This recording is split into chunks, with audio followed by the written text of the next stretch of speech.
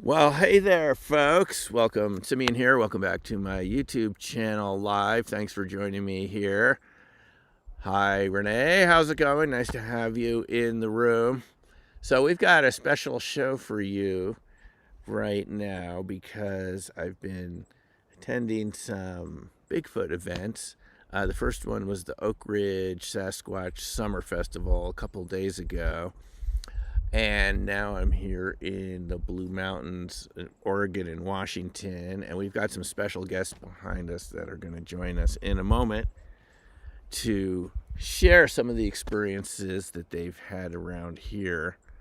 And so, you know, on this channel, we like to look at a lot of different phenomena, and as you know, there's a lot of aspects of Biggie and Sasquatch, and we heard a very interesting term from Rob Alley at the Oakridge Festival, the Jibberoo. One of the tribes called them the Jibberoo because they have this kind of gibberish sounding language to our ears. But, you know, I really like to look at the anomalous aspects of Bigfoot behavior, like all the phenomena we look at on this channel, right? That there's some other big aspect of science that we've never really talked about much before, and we can see it exhibited in all of these phenomena here. So without further ado, let me just show you a couple interesting photos that I prepared from Oak Ridge before we get to our guests here in the Blue Mountains, which is, you know, just a beautiful location. Let me just show you where we are. It's just very, very beautiful and secluded, very quiet. We're very close to a wilderness area where they don't even allow generators or bicycles. So it has a very serene quality to it. So the Oakridge Festival is very interesting. We had a lot of interesting guests. Rob Alley, who I mentioned before, who I've met a few times, and he talked about encounters with Alaskan natives and Sasquatch, and he's just a wealth of history of Alaska all the way down the coast to BC, all the way to Washington State. He's written 2 excellent books, Brushes with Bigfoot and Rain Coast Sasquatch, and I recommend both of them. They're just very well written. And Rob's also an excellent artist, and he illustrates these books too. And so you not only have a very detailed original stories of encounters, you have his drawings to boot. Another person that was there is Don Monroe, who I've mentioned in the past. I first met Don, by the way, at the Bailey Sasquatch Outpost a number of years ago, you know, which really kind of got me going in this area, talking to Don and Igor Burtsev, a Russian researcher who's been researching Sasquatch for 50 years, you know, longer than a lot of us even have been thinking coherently. And it was just very interesting meeting them. It was Igor, the one who told us about the paranormal aspects of Sasquatch. He said it just didn't fit any other paradigm, and he has a PhD in political science. He said it was, there were too many strange aspects to it, including orbs, including objects levitating, psychokinesis, electrical malfunction, and people seeing them go invisible right in front of their eyes throughout Russia. Which is very interesting, just having talked to someone who's been involved longer than anyone else I know, coming to the conclusion it's certainly not just a rare forest ape, and it's not just a kind of a relic human. It's a paranormal relic human or something like this. So Don Monroe is someone that has explored a lot, especially caves. I just wanted to show you one very interesting photo. He found, he says, at 8,000 feet behind Anaconda, Montana, this very interesting skull. Well, it's a carving of a head. And it doesn't actually look very Native American at all. It looks more Middle Eastern or something ancient. I mean, I can't put my finger on it. And I can't vouch for the authenticity. He says he found it in a cave at 8,000 feet. So hi Pat, how's it going? Thanks for joining us here tonight. So that was one interesting aspect. Don Monroe had this very elaborate rooming. They had the whole room there in Oakridge, in the park, for his photos, hundreds and hundreds of photos of things that he's found in caves, plaster casts, obviously, of footprints, but other types of creatures and things we don't even have names for. So it was very interesting listening to him. Now, remember, Don Monroe wrote that book, The Braided Horses Are Coming.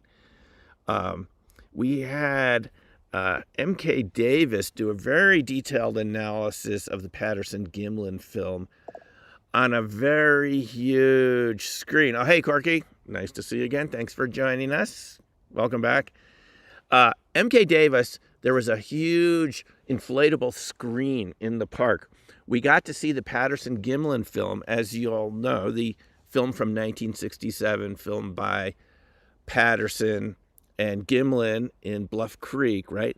And they've done a lot of analysis of this film and kind of digital enhancement to make it look sharper than some of the third generation films that a lot of us have seen. So we got to look at the Patterson-Gimlin film at 4K on a huge screen, and it was just fascinating because you can see in Patty, as they named her, a lot of muscle movement, which would be impossible from a costume. All the muscles rippling and moving, all the anatomy, of a hominoid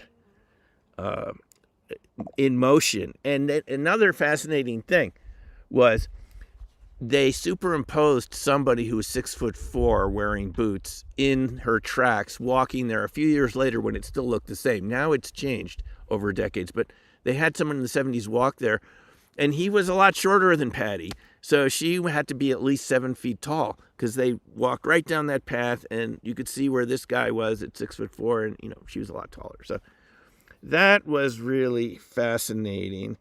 One more thing is there we had Rich Germeau, who you've heard of before. He was at the Strange Days event in Olympic Peninsula last year. I've met him before, and he relayed experiences as someone who's a former police, a detective, and some of his experiences encountering Sasquatch left him with kind of like PTSD. Very, he wasn't hurt in any way. There were just very strange encounters that left him feeling kind of shaken. And the Flash of Beauty Resonance Pro crew was there. The people that have produced the Flash of Beauty movies were there with another movie that's coming out. And I know you've all seen Bigfoot Revealed, the first one they came out with, and Paranormal Bigfoot. Yours truly was in that. Barb was in that, who we'll hear from a moment. That's a great film. And thanks, Corks. Glad you appreciate the costume here. They have a new movie coming out about the Sierra Camp and Ron Moorhead, who was also, Ron Moorhead was there. We've had videos with him before. We've talked with Ron. They have a new documentary coming out about the Sierra Camp, which seems to me the most in-depth documentary ever made about the High Sierras and the Sierra Camp, where it's the first recorded interactions of humans and Sasquatch vocalizations. You might have heard the Sierra sounds. You can look it up online. And this is now in Kickstarter, so I've already backed it, and I recommend that you go over to Kickstarter.com and look for Voices in the Wilderness. I'll post it later in this video on YouTube and the link. And we saw the preview for it going back to the Johnson brothers. I believe even in the 50s, they had activity out there, and Ron had been up there, I believe, 9 times. Now, this is where it really got interesting for me, because Ron said, yeah, you would hear activity, but you would never see them, even when they were crashing around out there in the camp and doing interesting things and making sounds. You couldn't see anything. And then there were the strange orbs and lights moving through the forest. They'd find the footprints, but they could never see them. Even when they looked outside of the cabin really quickly, Ron has said there should have been shadows cast through the hunting structure when the Sasquatch were on the other side of the wall. You can hear this in the Sierra sounds. They put mics in the walls. The creatures are invisible. Now, I've explained this from my point of view in different ways in terms of coherent matter and cloaking, and this is something we're going to talk about more in a few minutes. That may be what's going on here, is a life form that naturally knows how to go into a cloaked mode. This seems to be what the evidence suggests, folks. I'm open to other explanations, but it seems that they can create invisibility at will. And Ron is an early witness to this from the 1970s. So, in any case, you can watch the trailer for this on the Kickstarter program. We also got to see, hi, Sean. Welcome. Thanks for coming all the way over from the UK. I was trying not to make it too late for you guys tonight. So,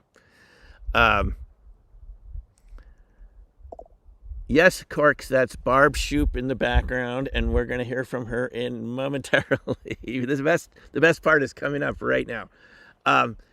There's another movie coming out.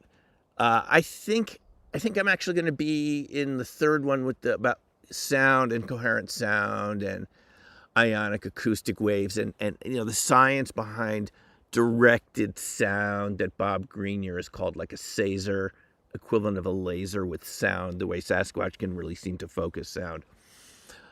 There's another film that the Flash of Beauty are coming out with, which is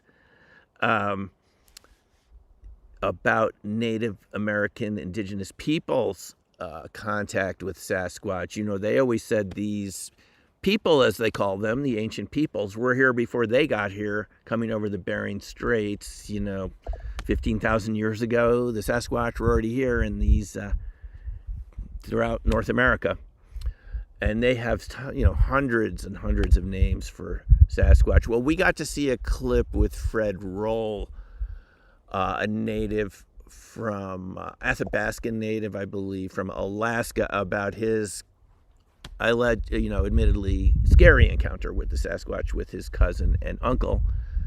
And we got to see about a 40-minute clip of that. I mean, that's going to give you goosebumps listening to that encounter. So there's 2 more Flash of Beauty movies coming out, something we have looking forward to. So Oakridge was a lot of fun, and one more thing we got to do there before we get to Blue Mountain events here, which is fascinating, is the Flash of Beauty crew took me out to the Owl Moon Labs, which you saw discussed in Flash of Beauty Paranormal Bigfoot. And Toby took us out. He was the one in the movie, he lived out there, and they had these gifting sites where they would leave things for the Bigfoot, and then the Bigfoot would move them around, change them, leave other special gifts and so forth like this. We got to see that site where the gifting sites were. And I was given a little present out there, which is one of their peanut butter jars that people leave at the gifting sites, because we know the Squatch really like peanut butter and sweets, which we'll hear about in a moment from Barb. And take a look at this. This is one of the empty jars of peanut butter that was found later. So I think we'd have to admit that it requires a thumb to unscrew peanut butter jars, plastic, or you would have to gnash it apart with your teeth. But as you can see, there are no teeth marks here, and there's a big thumb imprint on the plastic peanut butter jar. I have the jar. I will show it to you another time. That's pretty strong plastic, and it would take a lot of strength to compress it with your thumb. You would have to have an opposable thumb. A bear would not be able to do this. If this had been taken apart by other mammals, there'd be teeth marks and so forth, right?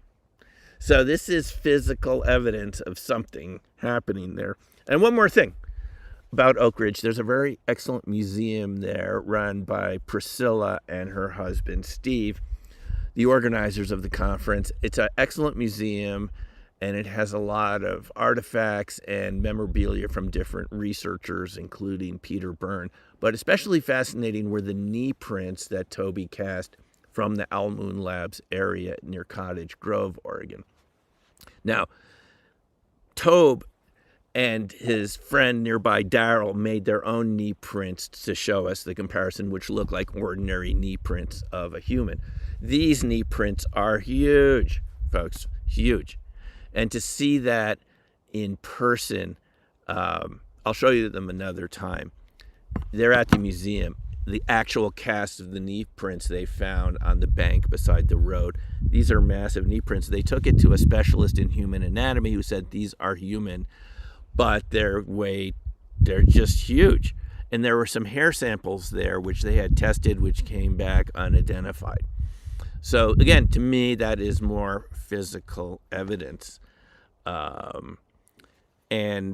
Corks, these peanut butter jars, as Barb will tell us in a moment, I mean, they're cleaned out completely. No, they're scooping it out with their fingers. I mean, they could be putting their mouth, who knows how they're doing it, but there are no teeth marks on the plastic, which you would get from squirrels or pika or any other creature. If you've ever left things by a campsite and the next morning something got to it, you'll find teeth marks, but not a creature with an opposable thumb. So that's why it's interesting. So without further ado, we're out here in the beautiful Blue Mountains. Barb invited me to her event, and this is a place, this is my first time here. Hello. Yeah, and let me move over so we can we get you guys a little closer somehow, and I'll move this over if you want to be. We've got Barb and Wayne. So Barb, thanks for inviting me out here. This is a special treat. I mean, to be live here. Folks, this is kind of interesting. We're in a very remote location. Yes. And yet the cell signal at the top of Mesa here is stronger than in most cities I'm in. It's an excellent signal up here. So we're able, I didn't expect to be able to do this, Barb, but we're able to broadcast here. We're on top of the world. Yeah. So this is Barb Shoup and Wayne. And Stapleton. Barb... Everybody. Stapleton. Barb, and you've been coming out here a while too, Wayne, right? Is this your first time here? Or? It's my first time here, but I've been having encounters for 52 years. You've been here. We'll hear about some of those in a moment. You were telling me earlier. Yeah. Barb, so tell us a little bit about what's attracted you to this area and what have you seen out here? I mean, you've described to me a lot of interesting phenomena that happen right around the campsite here. Well, I first came here in 2015 as part of a camp out with the Bigfoot Community Group and with Tom Cantrell, his group. And that first camp out here just changed everything for me, because I had been struggling with the whole woo thing. Yeah. I came into this thinking that they were just another form of wildlife, and I had filmed the cloaker. So Barb filmed the cloaker. You can see this on her YouTube channel. Mm-hmm. Yep. And in Paranormal Bigfoot. And in the video, they see something like a little chimp or something with a domed head, and when they look at the video, it's just the shimmering predator effect. Yeah, it's pretty cool. Which even the folks at Skinwalker Ranch who analyzed it, yeah. They say we can't understand this, right? Yeah. So you're familiar with these cloaking experiences. Yes. We're not exaggerating here, are we? Not at all. You know, Okay. my first good sighting was of a Sasquatch that just walked behind an invisible curtain, and he just wasn't there anymore. And it took 2 more years until the cloaker event before I finally accepted that it was really happening. And then it was the following summer that I came here for the first time, and that's when I experienced the eye glow, and I was sizzled, which I think is a kind of a mild form of the just the energy that they can send at you. You've experienced that energy. Yes, but it was very gentle though. So I was sitting alone by myself in the dark, and somebody had run through the weeds below the campsite where I was sitting at, and I suddenly realized that my whole side was tingling. And I looked, and about 30 feet away in the moonlight, I could see this large black shape rocking back and forth, and his head was just kind of like down. It was just mostly shoulders and a bump. And I sat there for several minutes, trying not to be rude. I'd heard not to stare, so I was looking and going, yep, you're there. And my camera wasn't working at the time. It had died right then, but I didn't really know what to do. I was so new at this. So I sat and I listened, and I just tried to think of things to say, and he was there for several minutes before the sizzling stopped, and then I looked and he was gone. Interesting. It's an interesting description. Was it kind of a pressure or electrical feeling or heat? It was like a warm tingling. A warm tingling. We've heard this from other people. When was this, Barb? That was July of 2015. Wow. Yeah, and I got to see, they turned their eyes on 3 times on that trip, right? The eyes turned on. We're talking glowing eyes? Yes, red glowing eyes. Red glowing eyes, folks. Yeah. And since then, I've seen them again here in white glowing eyes with a little bit of a yellow tint. You've seen that out here? Yeah. So I've seen them here 4 times, close and very clear. And the closest one, the first 2 times, it was about 8 feet from me, right in front of me. Not even that far.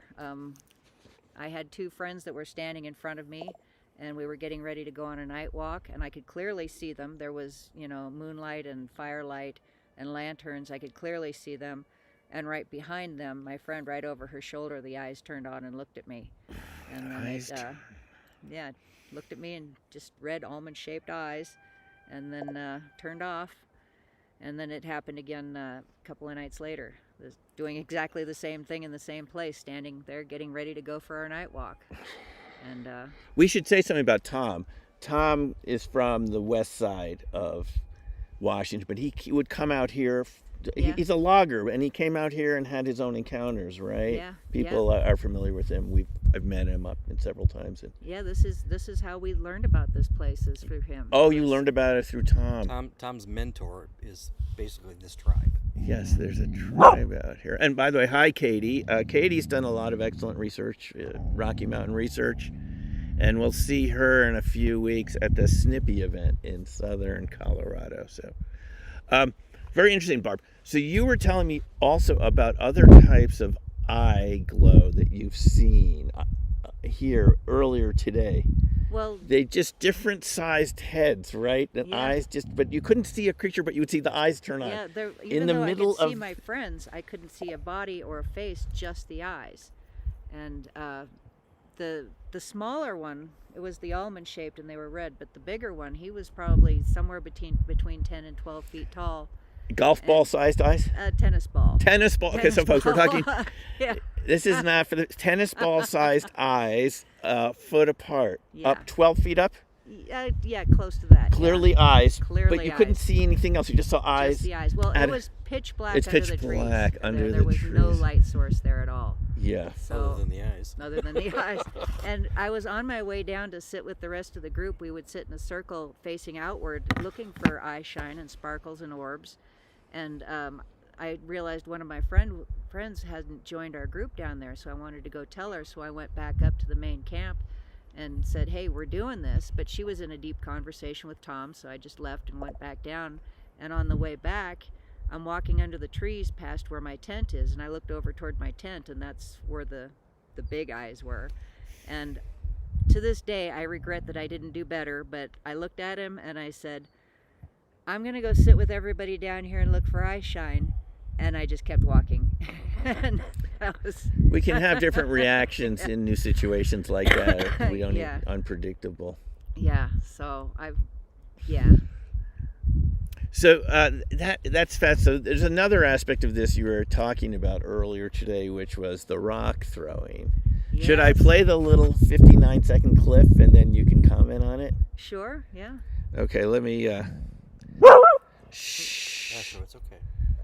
This is our emotional Squatch animal here. One sec. So this is Barb talking about earlier today. You've all heard of this. These are rocks coming out of nowhere, hitting people, at laterally being thrown. We're not talking about dropping down in an arc. They come across. They're good with rocks. Let's just take a listen to this. Good one. Okay, so when we were here last year, my friend Penny was sitting here where Lee is. Yeah. A pebble was thrown from over here and hit her in the side of the head. Didn't hurt her. She was hit her in the side of the head. Yeah, it just bounced off her hat. I think it was the next day. We're all sitting here. A rock comes flying out of there, horizontal, like through the group, and hits the collection of empty water bottles we've got over there. Kind of explodes the pile. They flew. And then on the very last day, there was only 3 of us left, and I was sitting just right here, and a few feet from me was my friend Randy, who was sitting right there. And I turned and looked at him, and when I looked at him, this little pebble just kind of appears here and just drops. And I picked it up, and it had a little Sasquatch face on it. Maybe it was the pike throwing them. Maybe. Barb, so the rock story, this is a good one. Yes, so this is what people say, well, you don't have to be a creature. We don't know creatures that can throw rocks with that accuracy that are the size of gophers and things. Yeah, it was incredibly accurate. Yeah. So this gets more astounding, folks. Barb, you were telling me, you mentioned it right at the end of this little clip. Rocks that are apports, these are things that come right out of thin air. Am I correct? You're correct. And one of them happened just this visit? Yes. Yesterday we were sitting down here in the shade, and I saw it drop. It just a big rock about so big just dropped and hit the ground right there where we were all sitting. But I'm not sure that these are apports. I'm thinking this could be a cloaked individual was standing there holding it and just dropped it. Or in the tree. Yeah. We're not sure. Yeah. But this is the interesting thing, folks. If you think that Sasquatch is just a rare North American wood ape, other people have encountered what Barb is talking about. There's a new book by Stanley Milford called Paranormal Navajo Ranger. He's worked with Jonathan Dover. You've heard of John and Stanley on the Navajo reservation, where I was fortunate to work during college for a few months over the summer. And Stanley talks about these showing up. Now, this is what's interesting. They happen around haunted sites, and they were coins, according to Stanley. I don't want to give too much away from the book, but I couldn't forget this. Coins that always land heads up. And he would see them come out of thin air and laterally across one corner of the ceiling to the far end of the room, always heads up. Wow. And towards the end of the book, I'm not going to give too much away here, but they have a Sasquatch sighting. Basically, these paranormal Navajo Rangers were a unit of 14 or 15 people within the Navajo law enforcement administration, which works with the federal government, but they're also independent. And they would go out and investigate Sasquatch sightings. You know, people on the Navajo reservation live very far afield. Sometimes it's elderly people who live alone in their howans out there, these six-sided homes they built. And they would have encounters out there. So he and Jonathan would go out to these very distant locations to investigate. And one time he said, just after they even had their own sighting, these coins showed up in the back of the truck out of nowhere. Wow, that's cool. Heads up. Heads up. So I mean, I'm just repeating what he said. I haven't verified it, but it's just interesting. If you think Sasquatch is just a flesh and blood creature, hi Fox, how you doing? Thanks for joining us. If you think they're just a flesh and blood creature, here we're having another witness tell us about objects appearing, you know, seemingly out of nowhere. It's very hard to make sense of if this is just an ordinary animal. Not ordinary. Not even close to ordinary. As Barb said in Paranormal Bigfoot, oh, Bigfoot can do this. Oh, yeah, and he can do this. Oh, no, he can also do this. Uh-huh. And we don't know the extent of what they can do, but yeah. We had a guest earlier today and yesterday, Carlos, who had done a lot of investigation, especially around European cities.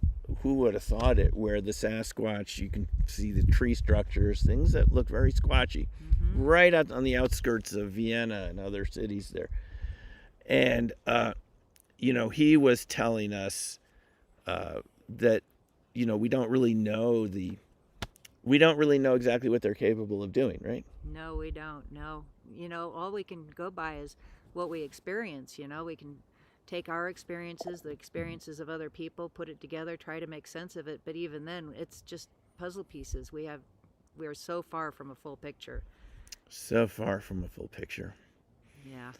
It's folks, it's just fascinating. And I think for a lot of us, you know, we get this criticism from the more mainstream Sasquatch researchers. And for me, you know, I was around Grover Krantz at WSU for many years when I was a grad student. He was just one floor up, and it wasn't something on my radar back then. But we have a lot of witnesses like Barb, and we'll hear from Wayne in a second. And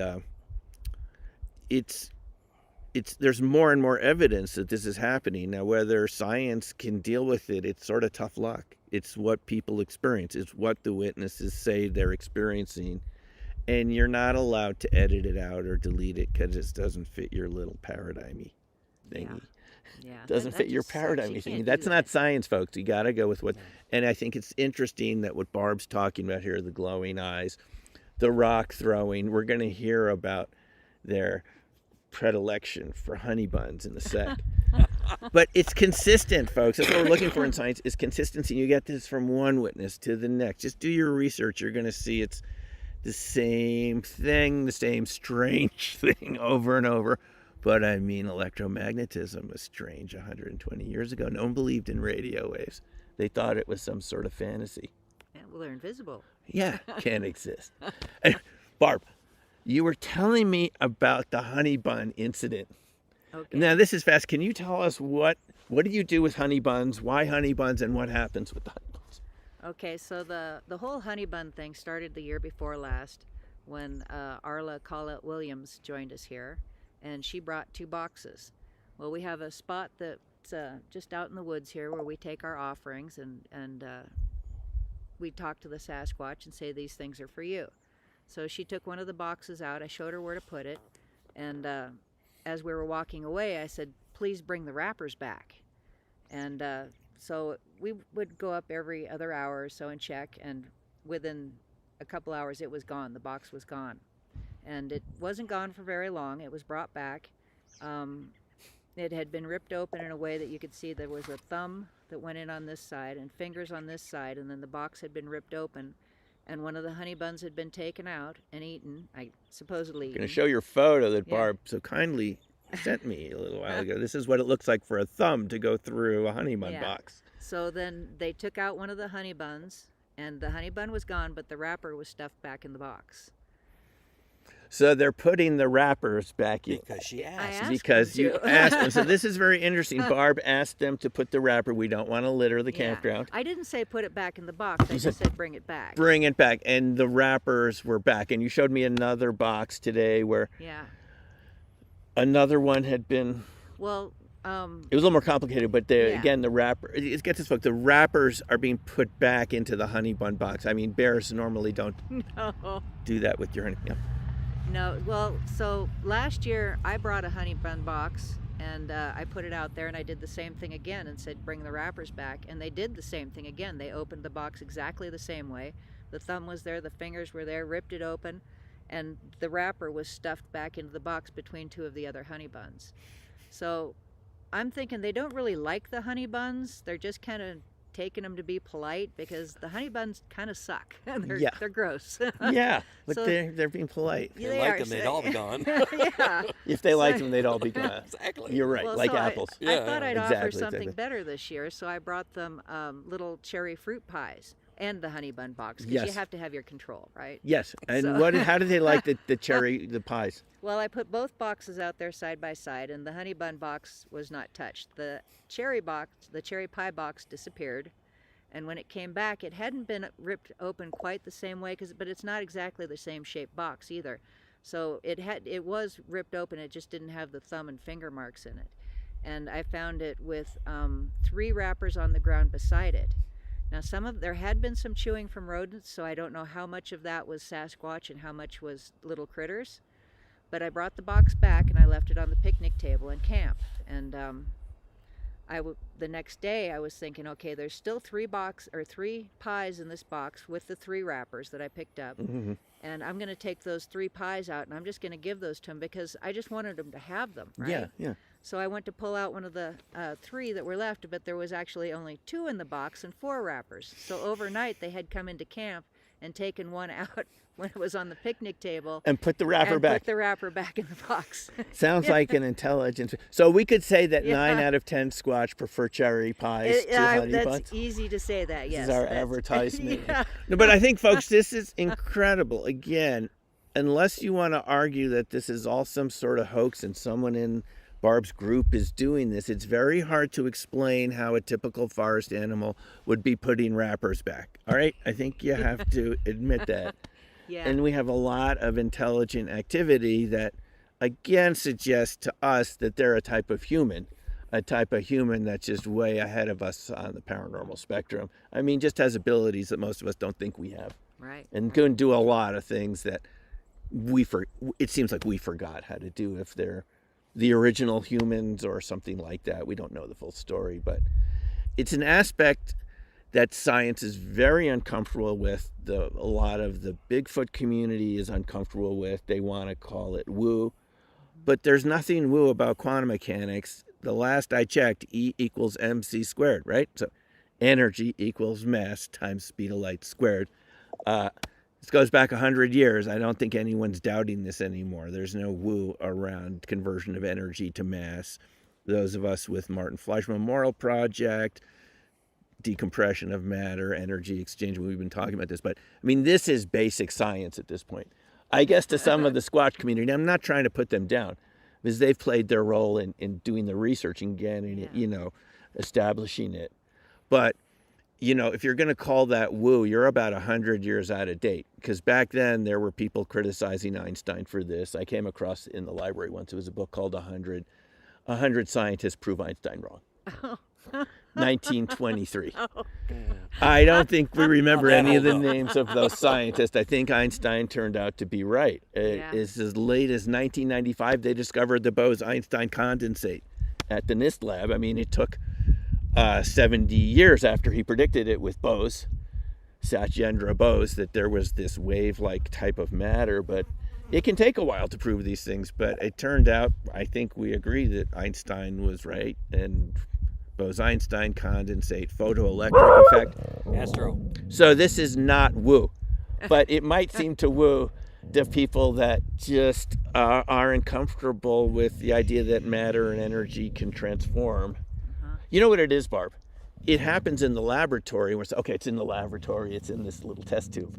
Well, we're not comfortable with it out on a macro scale. It's uncomfortable. You know, But it's so much more fun out here. it's more fun out there. And folks, this is a lot of fun. And we're talking about phenomena that challenge our existing paradigm, which is a good thing.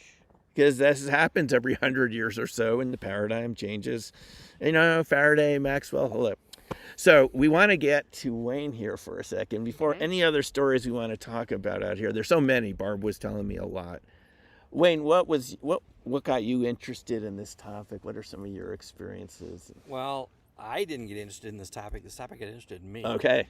I had a female come to me when I was a 10-year-old. Yeah. And it's just been one thing after another, after another, after The another. Midwest, you were telling me. Yeah, I'm originally from Michigan. I've had that encounter was on the outskirts of Detroit in the Lakes district, basically. And every time I would be out there as a teenager on the weekends, because I was a fisherman, I was a kid, and I'd love night fishing. Well, every time I'd be out there in my boat, I would see her eyes. She had the red eye shine. And what I've come to understand from them and from other researchers as well, red is curiosity. For lack of a better term, their eyes are almost like mood rings. They change. Interesting. They change with their attitude. Wow. Okay, the white, yellow, black. Yeah. I mean everything. Like we could spend an hour talking about that, but we won't. So, all through my life, it just seems like I've been in all these situations where it comes up. Yeah. Okay, but just until recently, I mean, I raised a whole house full of kids, and I was very prominent in the automotive engineering realm. Mm-hmm. So I really didn't make a splash about it. I didn't go out and do all this stuff. But again, it just seemed to come to me. But now that I'm, semi-retired and all my kids are adults and grown, here we go. And the spirits led me to Barb. And so on. Now I'm part of the Shoop Troop. And I am learning, just astronomically just by being out here with them. And it's my experience that, like the Cloaker thing, it's been my experience, these aren't just flesh and bloods. These are spiritual beings, to the point, think of it like you and I. I mean, we all believe we have a soul, right? That's our spirit, our spiritual being inside this avatar we call a body. Okay, it's the same with them. The only difference here, they're still in nature, and they have so much more abilities than us, than we do. We gave up it all. For what? For the civilization, whatever. The Cloaker video is a prime example of what I just said. Our sight is minimum and maximum, right, in the light district. They have the ability to manipulate the frequency that their bodies emanate. Interesting. And that is the Cloaker effect. Uh-huh. Basically, so if you look at, you mentioned Predator, okay, so if you look at, he's with his arm, he changes his frequency, okay? They do it naturally. They don't need an armband. So you think that's what they're doing, is I modulating know the that's what they're doing. frequency? It's like I've had a them variable tell me that. photoelectric effect, like they're in control of it. Yes. And that's very, very interesting. Wayne, then have the nature of your encounters with these creatures over the years, is it been mostly peaceful, harmonious? Is any of it I'm glad you asked that. frightened you at all, or what? Because you mentioned some other entities beyond and- Bigfoot. Yeah, right. They are as varied as you and as a human being is. Okay, if I were to show up in your bedroom at 2:00 in the morning, and you're with a lady friend, and you're going to be pissed. and you're going to be throwing my tushy out the window. It's the same thing. And I had that exact thing. I walked into a nursery. Mom and Dad were gone, and Junior was watching the kids. Okay, I was surveying some property. My wife and I were going to build a log cabin lodge. I was surveying some property, was in the wrong place at the wrong time. I heard the little one in the bushes. I went to negotiate. I went to investigate, and Junior went, dude, in my head. I'm not kidding. In your head. They've thought planting or manipulation, all kinds of things. But anyhow, in my head, I'm hearing, "You don't belong here. Get out." And trees start doing this to get my attention off of the bush where the little one was. Yeah. Okay, so he escorted me out, for lack of a better term, and to the point that I was far enough away to where then he released me from his communications, and I went on my happy way, and I had the whole situation confirmed by the owner of the property when he denied knowledge of anything, but it was so severe that it was like, I think they'll protest too much, kind of a thing. So, and then years later, I took my teenagers back to show them where I had this encounter, and we had another encounter at the exact same spot. So it was like, they're back, kind of a thing. And my 13-year-old, it basically jumped out of his skin. He's like, "Can we leave now, Dad?" Did you she yelled at change us. your mind about taking possession of the property because of that encounter? No. Okay. Actually, my angel investor wanted us to do other things Okay. before he allowed us to do that. And then the crash of 07. So thank God it never happened, because I would have lost everything. Fascinating. But they're still there. I've been on that property in the last few years.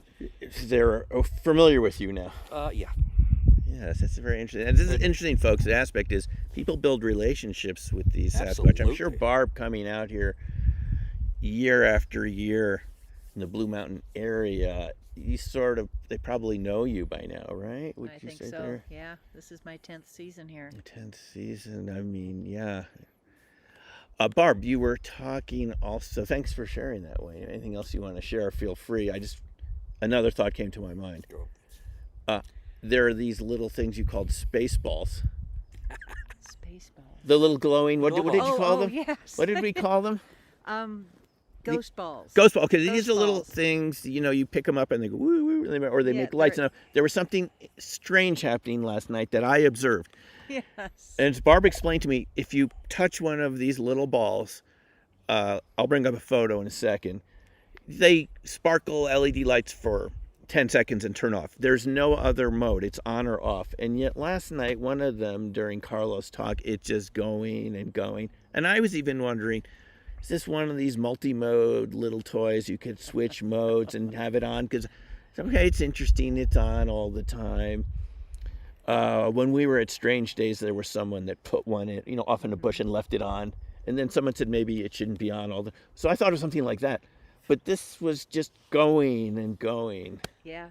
And they move around. You saw some of them move almost on their own. Yeah. Yesterday there was one this is the third camp out we've had where we've been using these balls now to communicate. And we put them around our group area.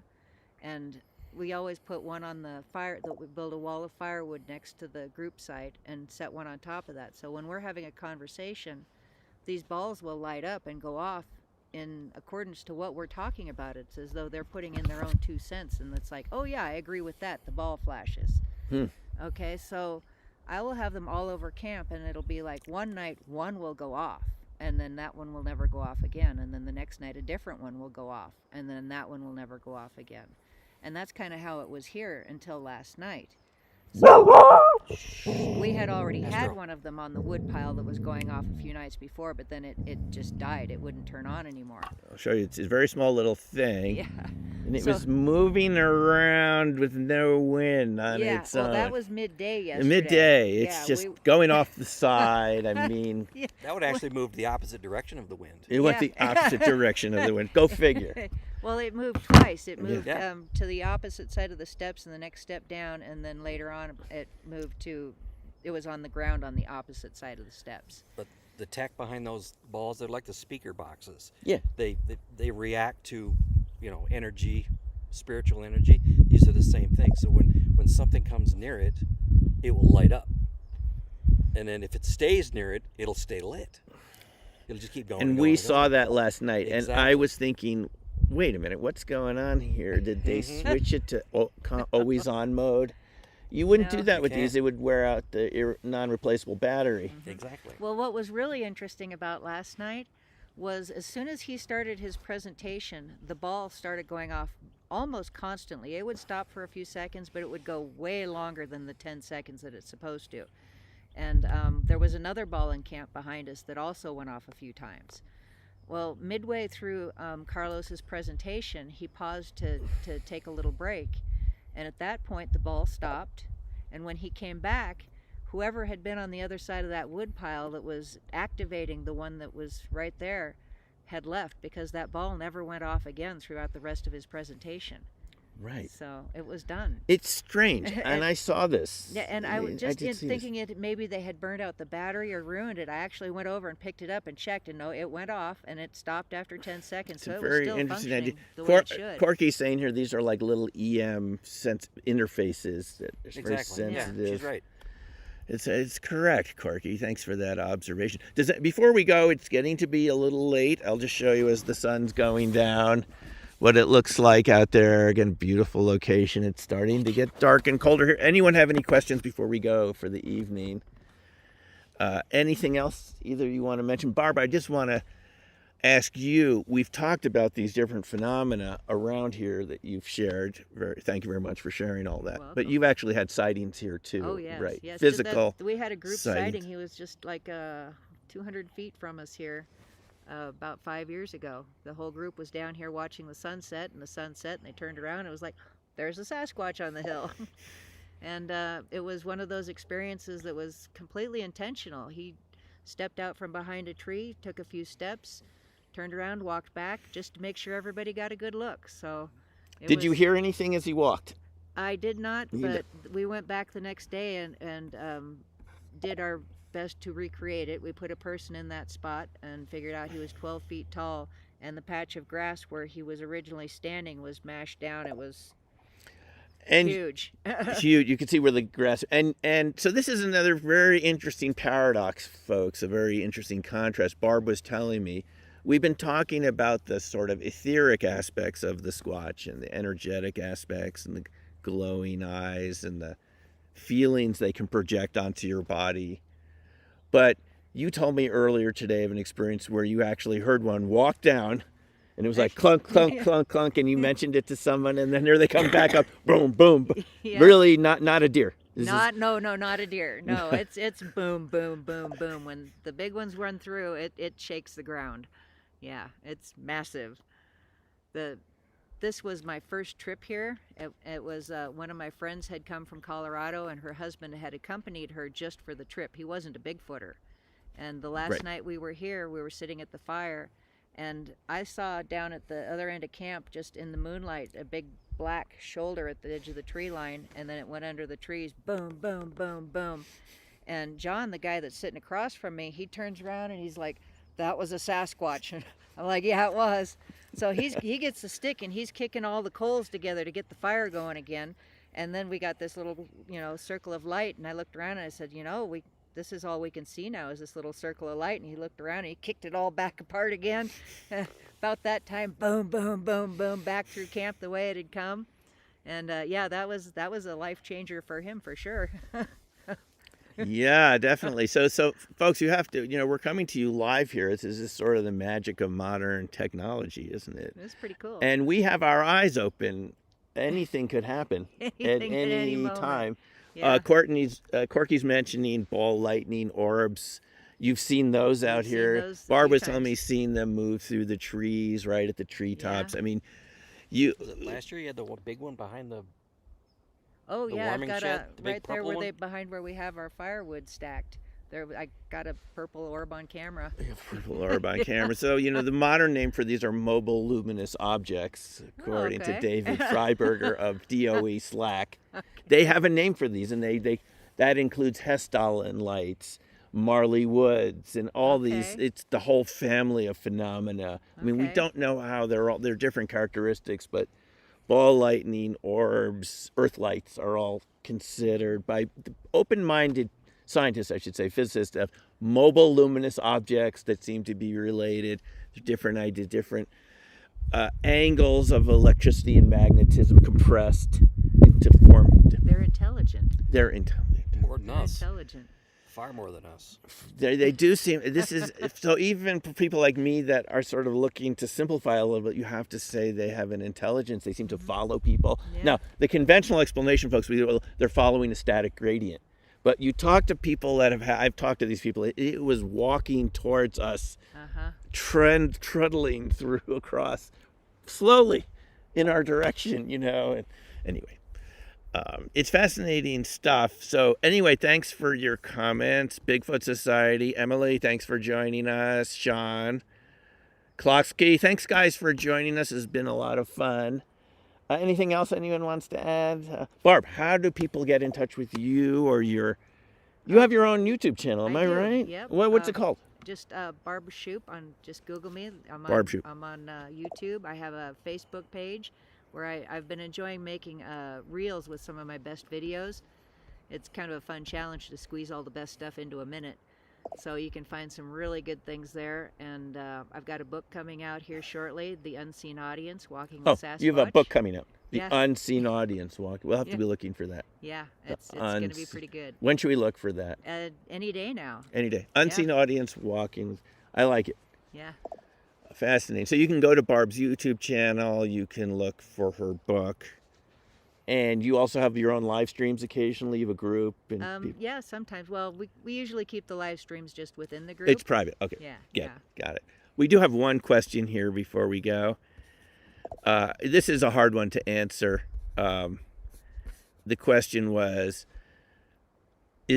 how do the orbs relate to Sasquatch? Are Sasquatch converting to orb like? The orbs are Sasquatch. The orbs are Sasquatch.